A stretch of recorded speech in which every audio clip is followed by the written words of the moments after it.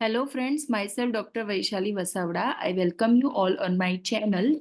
So today we will discuss about precocious or early puberty. So nowadays incidence rate of early puberty are more. So this is the reason why I selected this topic, and it is very important for exam purpose also. So what is precocious puberty? So the term precocious puberty is reserved for girls who exhibits any secondary sex characteristics before the age of 8 और menstruate before the age of 10. So usually क्या होता है normal puberty में, जब भी puberty start होने वाली होती है एट द एज ऑफ 12 और 13, उसके 1 और 2 ईयर पहले से ही secondary sex characteristics means development of breast, development of hair growth under axilla and pubic region and height growth, fat distribution.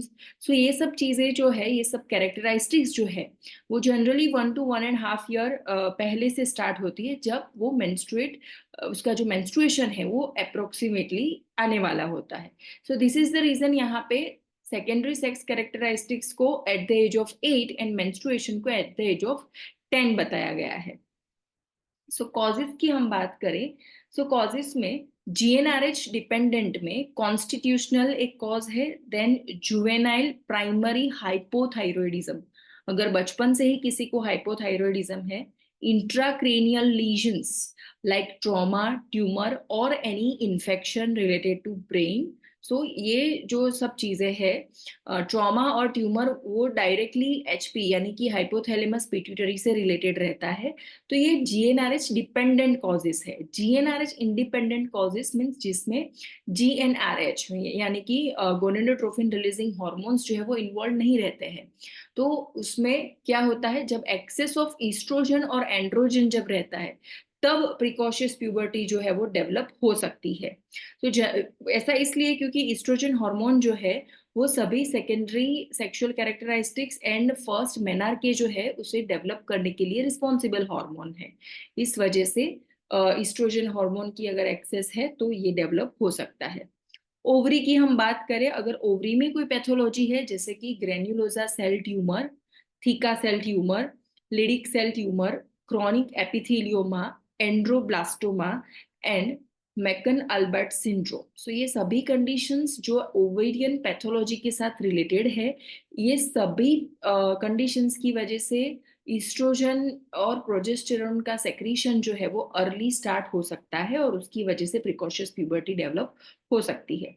Adrenal gland की हम बात करें, अगर वहां पे हाइपरप्लेशिया और ट्यूमर है, so the reason is androgen excess, जिसकी वजह से प्रिकॉशियस प्यूबर्टी हो सकती है. देन लीवर जो है, दैट इज हेपेटोब्लास्टोमा. सो वहां से भी सेम इस्ट्रोजेनिक और एंड्रोजेनिक मिमिकिंग हार्मोन जो है वो रिलीज हो सकते हैं, जिसकी वजह से प्रिकॉशियस प्यूबर्टी हो सकती है. आइड्रोजेनिक की हम बात करें, किसी रीजन से इस्ट्रोजन और एंड्रोजन इनटेक अगर हुआ है बिफोर द प्रिस्क्राइब्ड एज, तो उसकी वजह से अर्ली सेकेंडरी सेक्सुअल कैरेक्टर और मेनार्के जो है वो स्टार्ट हो सकता है. सो इसके जो सिम्टम्स की हम बात करें, तो ये जो सिम्टम्स है प्रीमेच्योर थेलर के, प्रीमेच्योर प्यूबार के, प्रीमेच्योर मेनार के, ये अर्ली भी हो सकते हैं एक साथ और इंडिपेंडेंटली भी देखने को मिल सकते हैं. That is only any one among these three. So what is premature thelarche के? So it is isolated development of breast tissue before the age of 8 and commonly between 2 to 4 year of age. So either one or both breast may get enlarged.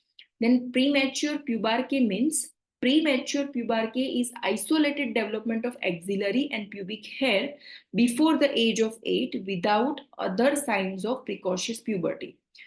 Then premature menarche only कब कहा जाएगा? जब premature menarche में isolated event of cyclic vaginal bleeding without any other sign of secondary sexual development. जब ये independently ये symptoms देखने को मिलेंगे, तब हम उसे प्रीमेच्योर प्यूबर्टी नहीं कहेंगे, बट प्रीमेच्योर थेलार्के और प्रीमेच्योर प्यूबार्के और प्रीमेच्योर मेनार्के कहेंगे. जब ये तीनों एक साथ देखने को मिलते हैं, तब हम उसे प्रिकॉशियस प्यूबर्टी कह सकते हैं. Chronic epithelioma and hepatoblastoma, are the ectopic source of human chorionic gonadotrophin and may cause sexual precocity.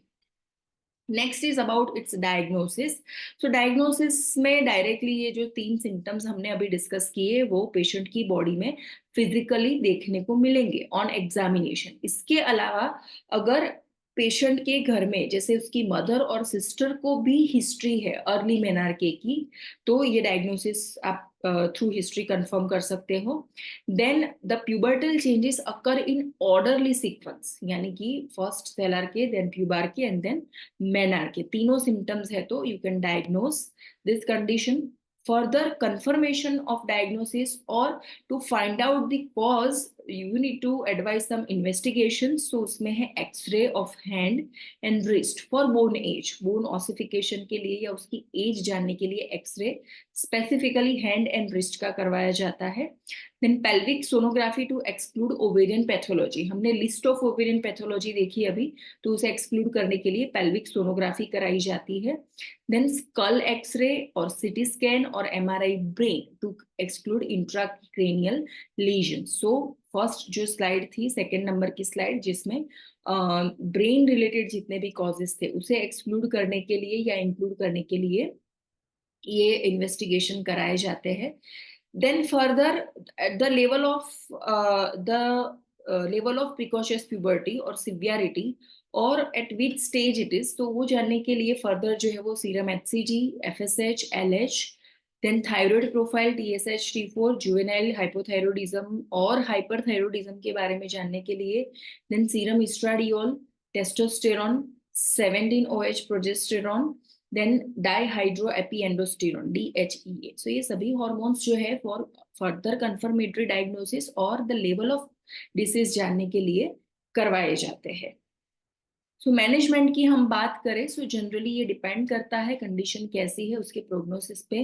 तो जनरली उसे फॉर फ्यू मंथ्स और ईयर और या तो जब तक पेशेंट जो है वो 12 या 11 ईयर की एज क्रॉस नहीं करता तब तक ये ड्रग्स सजेस्ट किए जाते हैं बेस्ड ऑन पैथोलॉजी और कॉजेज. तो GnRH अगोनिस्ट थेरेपी, तो इस थेरेपी में क्या होता है, जो भी आप ड्रग देते हो उसे GnRH का सेक्रीशन जो है वो स्टॉप कर सकते हो. तो significantly it arrest the pubertal precocity and growth velocity.